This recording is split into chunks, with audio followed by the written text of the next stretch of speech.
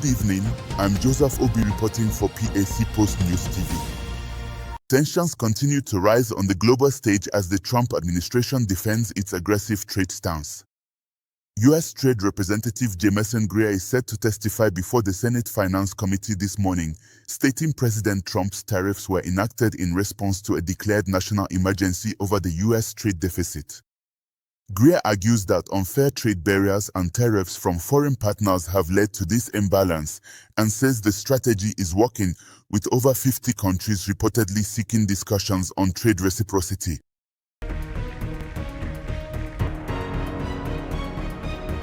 With China, as you know, against my statement, they put a 34% tariff on above what their ridiculous tariffs were.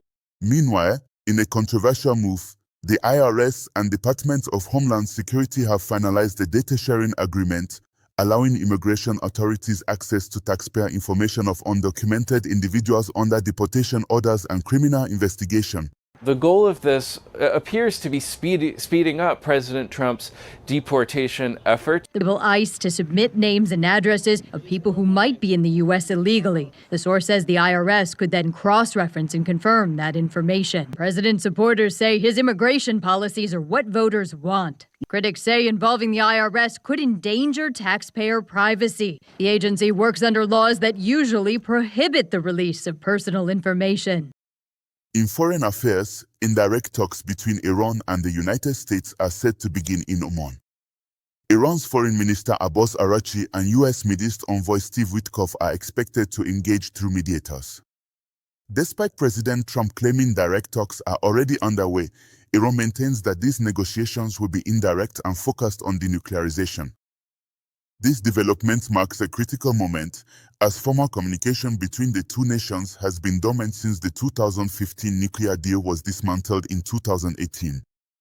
We're having direct talks with Iran, and they've started. It'll go on Saturday. We have a very big meeting, and we'll see what can happen. And I think everybody agrees that doing a deal would be preferable to doing the obvious.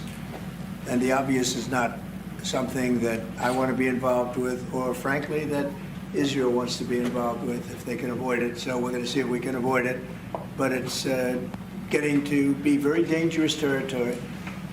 And hopefully those talks will be successful. And I think it would be in Iran's best interest if they are successful. Stay with us for more updates. I'm Joseph Obi, and this is GAC Post News TV.